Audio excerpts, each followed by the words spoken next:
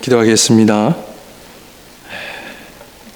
사랑의 주님, 이 시간 주의 말씀을 듣고 우리의 믿음을 돌아보기를 원합니다.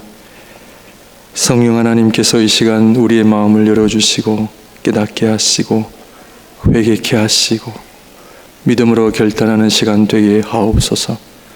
오직 주의 영광만이 드러나는 시간 되게 하여 주옵소서. 예수님 이름으로 기도합니다. 아멘. 저는 저희 교회 세 분의 장로님들과 또 우리 안수 집사님 이 주일 대표 기도를 참 제가 은혜를 참 많이 받습니다. 네, 오늘 또 우리 주장로님 기도 너무 감사드립니다. 저는 잠자리만 바뀌어도 잠을 잘 자지 못하는 까다로운 사람입니다. 그래서 어떤 분들은 제가 선교지에 자주 가니까 다니는 것을 좋아한다 그렇게 생각하시는 분들이 계시는데 집을 떠나는 것을 참 어려워하고요, 힘들어합니다. 그리고 제가 남미 출신이기 때문에 중남미를 사랑하고 관심을 갖기보다는 오늘 성도님들하고 좀 이런 이야기를 나누면서 또 제가 2024년 얼마 남지 않은 시점에 저희 목양교회가 또 가야 할 방향과 또 하나님께서 우리를 부르신 부르심에 어떻게 응답해야 되는지 좀 함께 좀 말씀을 나누고 또 은혜를 받기 위해서 이런 얘기를 드리는 것입니다. 세계에서 성령의 역사가 가장 크게 임하는 곳이 두 군데입니다. 아프리카와 중남입니다. 하나님 앞에 진정한 신앙인이라면 무엇보다도 성령의 역사에 대해서 관심을 가져야 합니다. 부족하지만 연약하고 잘하는 건 없지만 그러나 우리 성도님들 앞에 자신 있게 얘기할 수 있는 것은 성령의 역사에 대해 관심을 가지셔야 합니다. 성령의 역사와 상관이 없는 삶을 살고 계시거나 나는 전혀 관심 없습니다 하시면 여러분들의 삶은 결코 복될 수가 없습니다. 그래서 지난 15년 동안 참 어려웠지만 개척교회 예수말교회 개척교회 할 때는 그때는 우리 주택은 장로님 혼자 계셔서 그때 안수 집사님이셨는데 혼자 계셨지만 제가 선교지에 가는 그 모든 그 일정들을 서포트해 주시고 기도해 주셨습니다. 참 어려울 때도 저보고 가시라고 하셨고요.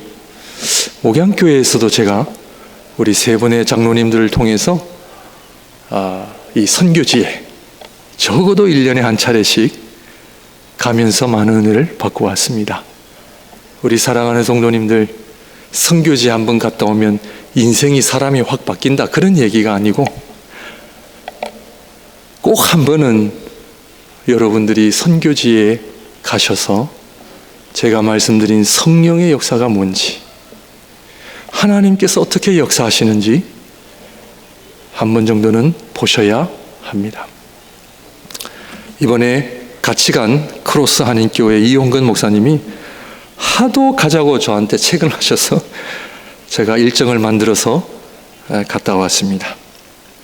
이 목사님하고 같지만 저는 이번 여행을 파나마 답사를 통해서 제 자신의 믿음을 돌아보고 2025년 내년 목회 계획도 좀 세워보고 또 여러 가지 개인적인 시간을 갖는 데 있어서 참 귀한 시간을 가지고 돌아왔습니다. 수요일 날 그 정글에 있는 교회였는데 설교 부탁을 해서 제가 설교를 했는데 한 어린아이하고 합쳐서 한 100명 정도가 나왔습니다. 예배 드리는 모습이 어린아이도 갓난아기를 빼놓고는 어린아이들도 예배 자리에 앉아가지고 꼼짝을 안 해요. 꼼짝을 안 하고 예배가 끝날 때까지 찬양하고 말씀 듣고 제가 말씀 전하면 아멘 하고 말이죠. 아이들이.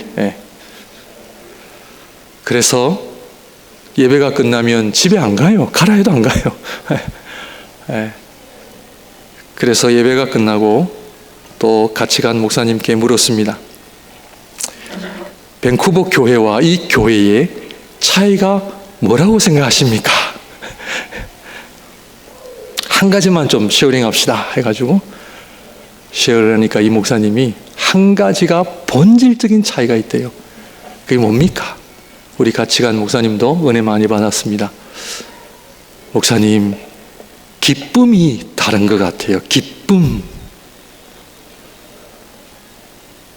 물론 저희도 안 기쁜 건 아닌데 중남미 교회들은요 참 기쁩니다. 성도들이 기뻐하고 예배드리는 모습이 기뻐하고 사는 게 기쁘고 만나는 것이 기쁘고 다 그냥 기뻐요. 좀 이따 말씀을 드리겠습니다. 물질이 많아서 살기가 좋아서 그렇지 않습니다. 우리 사랑하는 성도님들 사는 게 기쁘세요? 솔직하게는 힘들죠. 힘듭니다. 제가 창세기 1장부터 지금 오늘 4장을 함께 보면서 제가 이 본문을 선택한 이유는 신앙생활을 오랫동안 하다 보면 우리 안에 기쁨이 사라지고 열정이 사라질 때가 있습니다. 저도 도망가고 싶고 그만하고 싶고 이 귀한 주님의 목회의 부르심 앞에 기쁨이 사라질 때 있고요, 열정 사라질 때 있습니다. 그래서 저는 혹시나 여러분 가운데 지금까지 주님을 향한 사랑, 주님을 섬기는 그 기쁨, 우리 한국교회가 70년, 80년대는요 기쁨이 넘쳤거든요. 그런데 뭐 하다 보니, 잘 살다 보니 어느덧 기쁨도 사라지고 열정도 사라지고 예배를 꼭 드려야 될까? 뭐 한 번 안 드려도 되겠지. 어느덧 신앙생활이, 믿음생활이 거리가 멀어지고 뭔가가 내 안에 불이 좀 사라져가는 그런 현실이 아닌가 해서 우리 사랑하는 성도님들 혹시 그렇다면 다시 한번 주님을 향한 기쁨과 열정이 회복하시기를 주님의 이름으로 축원드립니다. 나 주님을 향한 기쁨, 믿음 생활의 열정이 사라질 때 무엇을 해야 합니까? 놀러 가고 그냥 그것보다는 본질로 돌아오는 것이 너무나 중요합니다.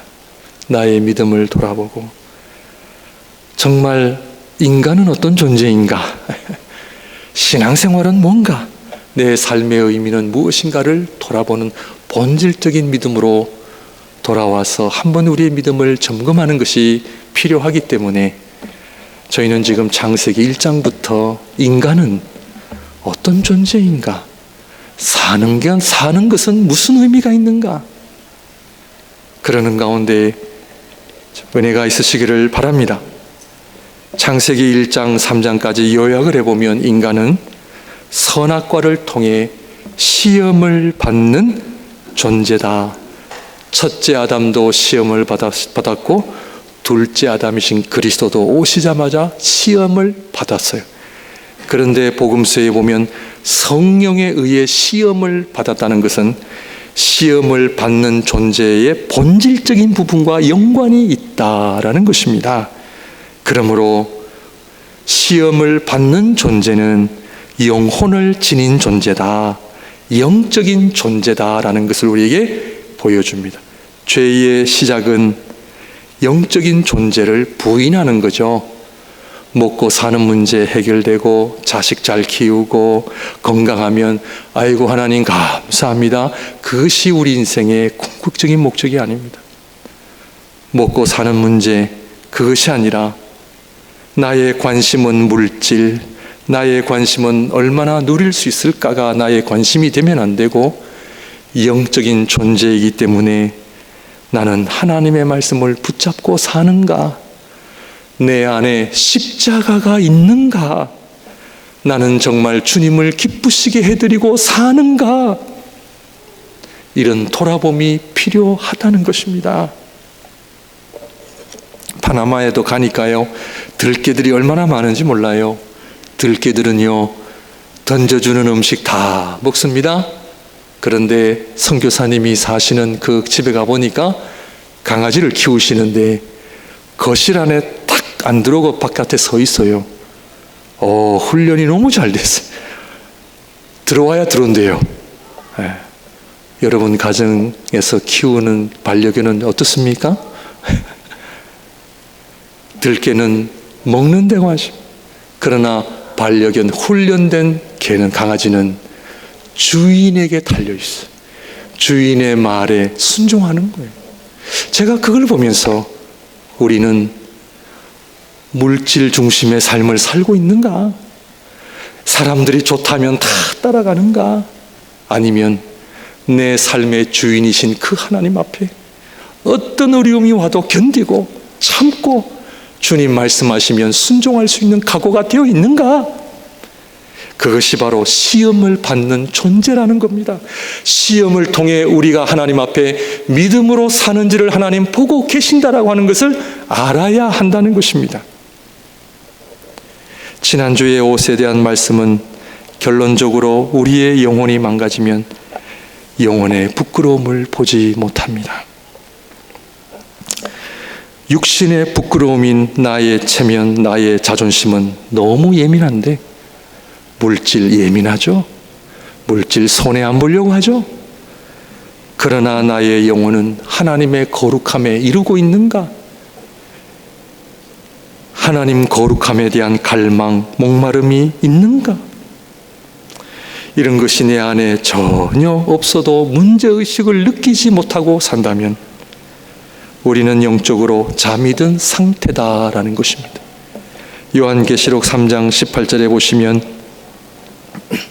우리 한번 비춰주시면, 내가 너를 고난하노니 내게서 불로 연단한 금을 사서 부요하게 하고 흰옷을 사서 입어 벌거벗은 수치를 보이지 않게 하고 안약을 사서 눈에 발라 너의 부끄러움을 봐라.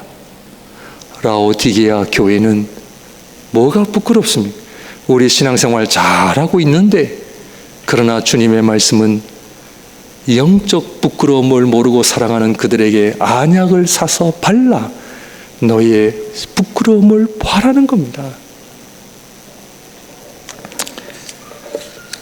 영적인 부끄러움을 보지 못하는 것, 그것은 영적인 존재는 죄를 다스리는 존재인데, 오늘 말씀을 보게 되면 하나님께서 가인에게 죄가 너를 원하나 너는 죄를 다스릴지니라. 사랑하는 성도 여러분, 내가 죄를 다스리고 있는지 죄가 나를 다스리고 있는지 그것도 모르고 살아간다면 우리는 알아야 합니다. 가인과 아벨의 이야기는 우리가 너무나 잘 알고 있습니다. 형이 동생을 죽인 비극적인 이야기. 그런데 이 이야기가 핵심이 아니고요, 가인을 통해 첫째로 죄의 심각성을 우리에게 보여줍니다. 그것은 바로 먹는 존재, 영적 수치심을 모르는 존재.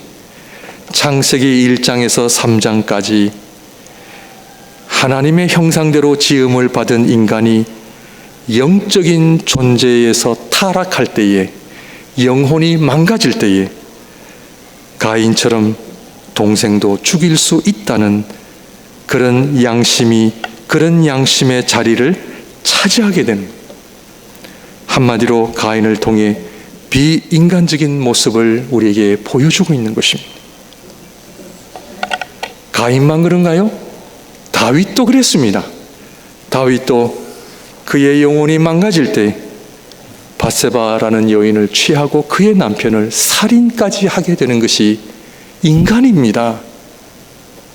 그런 비인간적인 모습을 가인을 통해 보여주는 것은 그 죄가 얼마나 심각하다는 것을 우리에게 보여줍니다. 가인은 인간의 죄의 심각성을 드러내는 반면 아벨은 의인의 피를 통해 가인이 범한 죄도 하나님 앞에 용서함을 받을 수 있다는 아름다운 복음의 이야기입니다. 그러므로 아벨의 피를 통해, 희생을 통해 의인의 피, 장차 오실 그리스도의 희생과 피를 상징하고 있다는 것이 오늘 본문의 핵심입니다. 가인은 인간의 죄의 심각성이 얼마나 깊은가를 보여주고, 아벨은 인간이 범한 엄청난 죄도 그리스도의 보혈로 인해 그 죄가 사해진다는 하나님의 청량할 수 없는 은혜를 보여주는 것이 창세기 4장의 가인과 아벨의 이야기입니다. 그러므로 그리스도의 보혈로 우리의 죄가 사해진다는 의미는 무엇입니까? 죄로 인해 잃어버린 영적인 존재가 다시 회복이 되는 것을 의미합니다. 쉽게 말씀드리면 그리스도의 십자가를 통해 우리들에게 궁극적으로 무엇을 주시기 위함인가? 그것은 성령입니다. 성령을 받아야 우리의 영혼이 회복이 되고 영적인 존재가 되고 하나님을 기쁘시게 해드리는 삶으로 나아가게 된다는 것입니다. 예수를 믿는다는 것은 예수 그리스도의 십자가의 사건인 보혈의 은혜를 믿는다는 것이요, 그리스도의 보혈을 믿는다는 것은 십자가의 사건으로 말미암아 믿는 자들에게 주시는 성령의 임재까지 포함한다는 것을 우리는 알아야 합니다. 목사님, 예수 믿으면 천국 가지 않습니까? 예, 맞습니다. 그러나 성령을 알아야 합니다. 성령.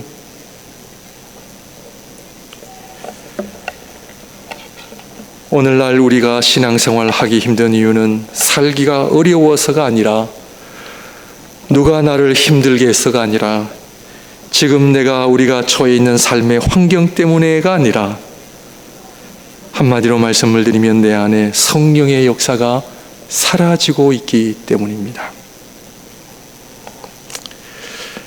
의외로 우리 신앙인들 안에 성령의 역사에 대한 이해가 많이 부족하다는 것을 부인할 수 없습니다. 그러나 창세기 1장 3장을 통해 인간은 하나님의 영으로 창조함을 받은 그 인간은 성령이 아니면 그 영혼이 망가지는 존재요. 우리 주님 예수 그리스도께서 이 땅에 오신 것은 궁극적으로 성령을 다시 우리에게 주심으로 말미암아 잃어버린 하나님의 형상을 다시 회복하기 위함이다라는 것입니다. 성령을 모르면 가인처럼 점점 하나님으로부터 멀어져 갑니다. 하나님과 상관이 없는 삶을 살아가게 되어 있습니다. 그런데 어려운 것은요, 성령의 역사에 대해 우리는 정확하게 이렇다 저렇다 말할 수가 없습니다. 성령의 역사는 열매를 통해 알 수 있다라는 것입니다. 그러므로 아벨을 통해 그가 성령의 사람이었다는 것은 히브리서 11장 4절 말씀을 보게 되면 알 수가 있습니다. 히브리서 11장 4절 말씀을 보게 되면 믿음으로 아벨은 가인보다 더 나은 제사를 하나님께 드림으로 의로운 자라 하시는 증거를 얻었으니 하나님이 그 예물에 대하여 증언하심이라. 그가 죽었으나 그 믿음으로써 지금도 말하느니라. 히브리서 11장은 아벨의 믿음에 대하여 많은 것을 이야기하지 않지만 핵심적인 말씀은 우리에게 주고 있습니다. 그것은 바로 아벨은 하나님 앞에 성령의 사람이었다는 증거가 나오는데, 그것이 바로 뭐다? 예배입니다. 예배. 예배는 가인과 아벨이 똑같이 예배를 드렸는데, 아벨은 성공했고 가인은 예배의 실패자였습니다. 성경은 창세기는 그것을 이야기하고 있습니다. 왜 예배의 성공과 실패가 일어나느냐? 그것은 아벨은 성령의 사람이었고 가인은 성령의 사람이 아니었기 때문이라는 것입니다. 오늘도 복된 주일 예배에 나오신 우리 사랑하는 성도님들, 예배는 무엇입니까? 예배는 하나님께 나아가는 것입니다. 반대로 가인은 예배는 드렸는데 하나님께 나아가지 못했다고 성경은 말하고 있습니다. 오늘날 우리의 예배는 내가 은혜를 받으면 좋은 예배, 내가 은혜를 받지 못하면 좋지 않은 예배라는 오늘 잣대를 오늘 우리 신앙인들이 가지고 있습니다. 그러나 성경은 우리 신앙인들은 하나님 앞에 나아가는 이 예배를 이렇다 저렇다 우리는 판단할 수는 없고요. 그러나 아벨의 예배를 통해 오늘 하나님께서 인간을 창조하신 궁극적인 목적은, 우리에게 성령을 주신 궁극적인 목적은 바로 예배자로 세우시기 위함이에요. 하나님께서 우리 신앙인들에게, 믿는 자들에게 주신 모든 복은 예배에 있습니다. 아멘입니까? 아멘입니다. 하나님께서는 예배를 통해 복을 주십니다. 예배는 눈도장 찍으러 오는 자리가 아닙니다. 오늘 목사님 제 왔습니다, 그것이 아닙니다. 예배는 하나님께 나가는 자리. 성경은 아벨을 향하여 믿음은 그가 죽었으나 그 믿음은 지금도 살아 역사하여 증거하고 있다는 것입니다. 믿음으로 살아야 되지 않겠습니까? 지난 한 달, 지난주, 지금까지 하나님 앞에 드린 예배는 우리가 어떠한 모습으로 예배를 드려왔습니까?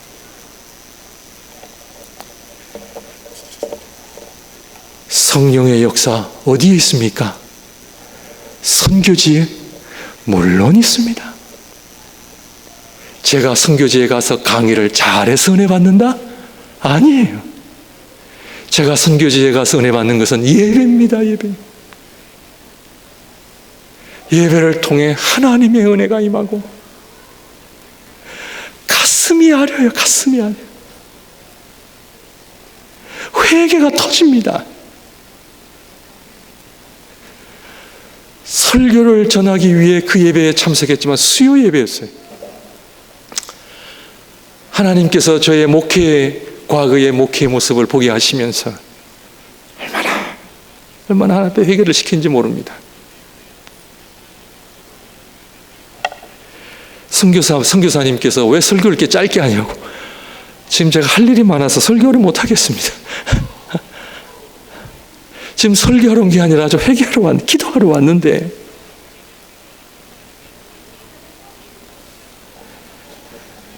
창세기 1장과 3장에서 인간을 창조하신 그 인간이 4장 그 아벨의 예배를 통해 하나님의 영광을 받으신단 말이죠. 히브리서 11장의 예배에 대하여, 믿음에 대하여 아벨은 첫 주자였습니다.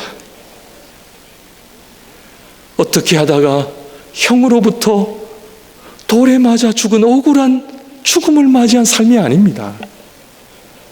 아벨은 다가올 그리스도를 예표하고 하나님 앞에 아름다운 예배를 우리에게 소개하고 있다는 것이죠. 사랑하는 성도 여러분, 하나님 앞에 참된 예배자가 되시기를 바랍니다. 정말 예배를 통해 여러분들 하나님의 복을 얼마나 많이 받을 수 있는지를 여러분들 해보지 않으시겠습니까? 저는 지금까지 하나님 앞에 예배자로 살아오면서, 그리고 제 주위에 참된 예배자로 살아오면서 복을 받지 못한 분 거의 없습니다라고 저는 믿습니다.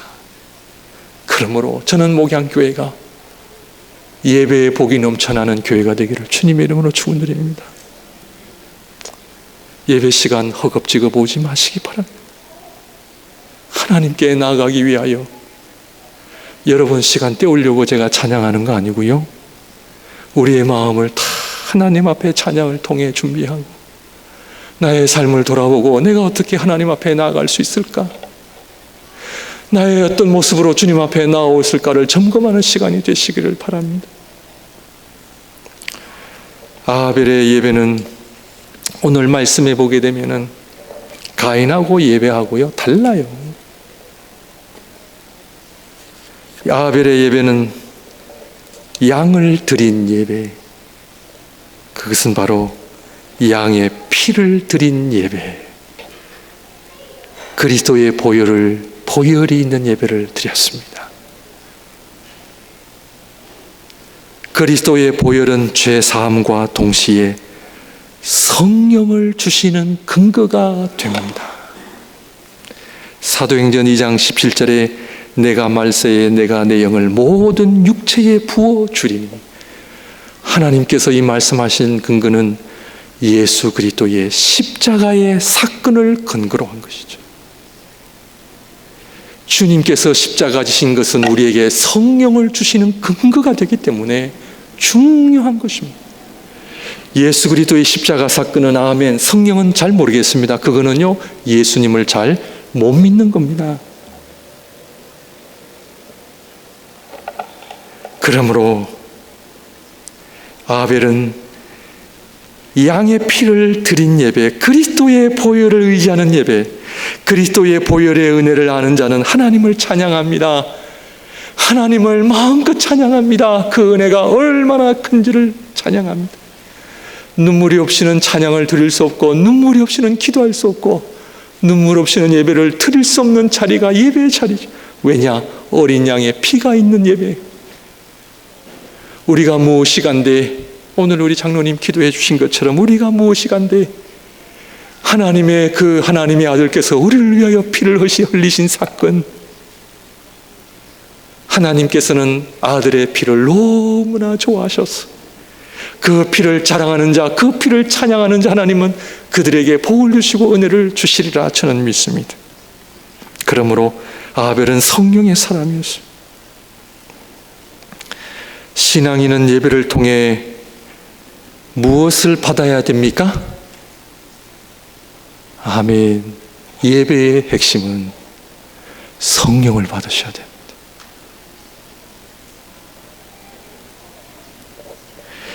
예배에 의해서 성령을 받지 않으면 그거는 정상적인 신앙이라고 말할 수 없습니다. 예배의 핵심은 어린 양의 보혈을 찬양함과 동시에 하늘로부터 내려오는 성령을 받는 자리, 성령의 역사가 있는 자리입니다. 성령의 은혜가 있는 자리입니다. 예배는 인간 중심으로 가면 안 됩니다. 예배는 하나님 중심. 금요 기도회도요 예배입니다. 모든 교회 모임은요 예배고, 예배는 성령을 받기 위해서. 간절히 바라기는 우리 목양교회가 기도하는 교회가 되기를 바랍니다. 예배하기 위해 한 자리에 모이는 교회가 되기를 바랍니다. 2024년 얼마 남지 않았는데 바라기는 우리 금요일 날 좀 오셔서 좀 같이 기도하기를 원합니다. 성령을 구하는 기도가 되기를 원합니다. 성령의 역사가 어떻게 임하는지 함께 모이는 자리가 되기를 주님의 이름으로 축원드립니다. 성령 받아서 뭐 해요? 성령 받아서 뭐 합니까? 창세기 3장 15절 우리 한번 보여드릴까요? 내가 너로 여자와 원수가 되게 하고 내 후손도 여자의 후손과 원수가 되게 하리니 여자의 후손은 너의 머리를 상하게 할 것이요 너는 그의 발꿈치를 상하게 할 것이니라 하시고, 하나님께서 뱀에게 하신 말씀입니다. 뱀에게 하신 말씀. 장차 오실 예수 그리스도께서 십자가의 사건을 통하여 너의 머리를 박살나게 할 것이다. 근데 이 여자의 후손은 그리스도만을 의미하는 것이 아니라 그리스도를 믿는 모든 하나님의 백성들의 역할은 성령을 받아 죄의 권세를 무너뜨리는 것입니다. 뱀의 머리를 박살내는 것이 신앙인들의 사명입니다. 성령을 받지 못해 뱀의 권세를 무찌르지 못하기 때문에 사람과 싸웁니다. 물질과 싸웁니다. 불평 원망합니다. 별거 아닌 거 가지고 상처받습니다. 하나님께서 가인에게 너는 죄의 다스림을 받지 말고 너는 죄를 다스려라.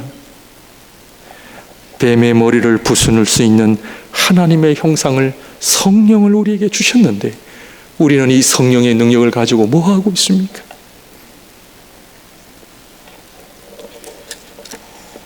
죄를 다스리는 삶, 뱀의 머리를 부서뜨리는 삶은 하나님을 섬기는 삶입니다.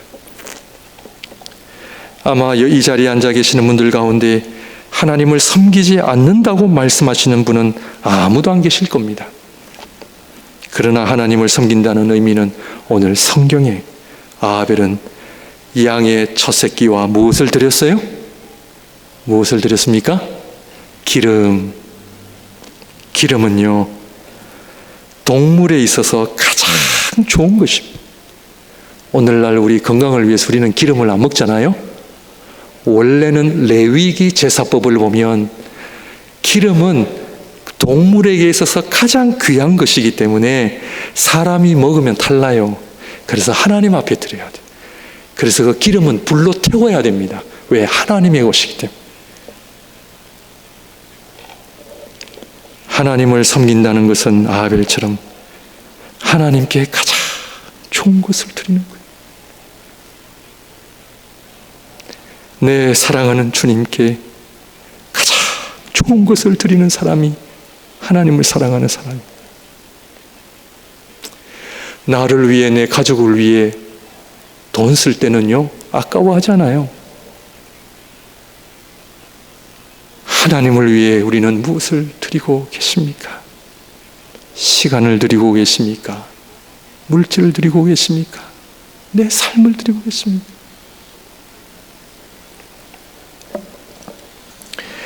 예배는 하나님께서 내 인생의 가장 소중한 분임을 고백하는 가운데 이 예배를 통해 어린 양의 피, 하나님 앞에 가장 좋은 것을 드리는 시간.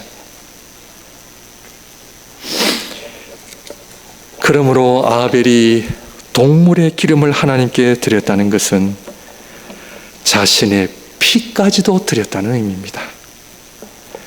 그래서 아벨은 억울하게 형을 통해 죽임을 당한 사람이 아니라 자신의 가장 소중한 피까지도 하나님 앞에 드렸다는 것이 오늘 본문의 이야기입니다.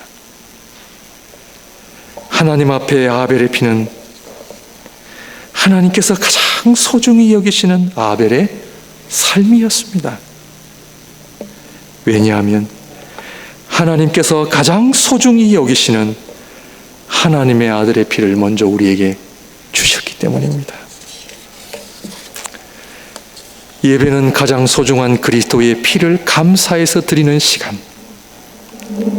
그래서 우리 또한 우리가 가장 소중히 여기는 삶을 하나님 앞에 드리는 헌신, 그것이 바로 예배입니다. 그래서 신앙인의 삶은 성령의 삶이요, 성령의 삶은 십자가의 삶입니다.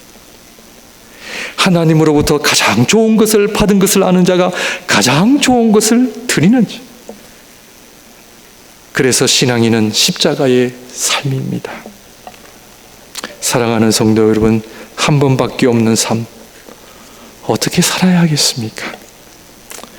이번에요, 우리 선교사님과 함께 파나마 시티에서 차로 6시간을 타고 콜롬비아 국경까지 갔는데요. 여기서부터 아마존이 시작되는 지역입니다. 다리엔 갭이라고 유튜브를 쳐보시면 압니다. 영어로는 70 miles in hell, 지옥과 같은 70마일, 토탈 80km인데요. 난민들이 지금도 하루에 2,000명씩 그 정글을 통과합니다. 80km를 통과하는데 어떤 사람들은 일주일, 어떤 사람들은 3일. 그런데 그 전에는 다리를 지으면 되는데 다리를 짓지 못한 이유가 콜롬비아의 그 마약 그 게릴라 군들이 와가지고 사람들을 죽이니까 다리를 못 지었다고 해요. 그런데 그 난민들이 하루에 2,000명씩 어디를 가려고? 미국을 가려고. 그 80km를 건너는데 반 정도가 죽는다고 합니다. 뱀에 물려 죽고 강물에 휩쓸려 가고 맹수들에 잡혀 먹고, 콜롬비아 파나마 정부에서 제발 가지 말라고 그렇게 얘기를 해도 난민들이 간답니다. 왜냐고요? 잘 살려고. 그래서 정부에서 다리를 짓기로 결정하고 지금 다리를 공사가 시작되었습니다. 제가 그거 보고 왔습니다. 잘하고 있는지 제가 점검하고 왔습니다.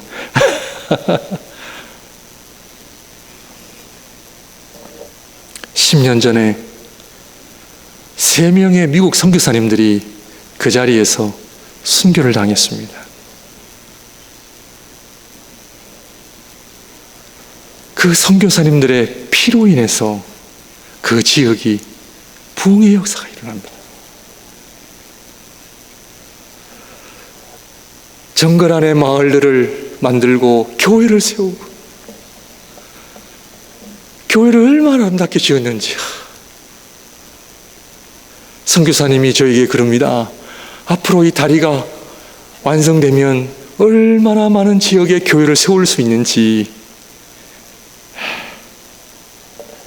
우리 선교사님 전립선 암에 걸리셔가지고 아주 어려움이 많으셨는데 괜찮으세요 하니까요. 아이고, 전립선 암이 문제입니까? 하나님 앞에 해야 할 일들이 얼마나 많은데. 목사님, 암이 문제가 아닙니다. 사랑하는 성도 여러분, 기도로 암을 극복하시기를 주님의 이름으로 축원드립니다. 왜 암은 저렇게 작습니까? 말씀을 정리하겠습니다.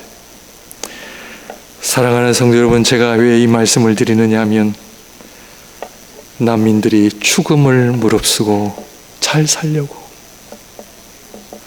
죽음을 무릅쓰고 잘 살려고 그 가난한 자들이 식구들을 데리고 통과하는 모습을 보면서, 정말 잘 사는 길은 무엇입니까? 오늘 아벨의 이야기를 통해서 하나님 기뻐하시는 삶은 믿음으로 사는 것입니다. 그러므로 이 믿음은 예배의 삶, 예배를 통해 하나님을 찬양하며 우리 안에 놀라운 성령의 역사가 우리 목양교회를 통해서 계속해서 일어나기를 주님의 이름으로 축원드립니다. 기도하겠습니다. 사랑의 주님, 성령의 충만한 역사가 일어나기를 소원합니다. 오늘 사랑하는 목양의 모든 성도님들 위해 성령을 부어 주시옵소서. 기도의 역사가 일어나기를 원합니다. 말씀의 역사가 일어나기를 원합니다. 순종의 역사가 일어나기를 원합니다. 아벨은 지금도 살아 역사하여 믿음을 증거한다 하였사오니 우리의 믿음 또한 살아 역사하며 증거하는 하나님의 거룩한 성도들 되게 하옵소서. 예수님 이름으로 기도합니다. 아멘. 다 같이 일어나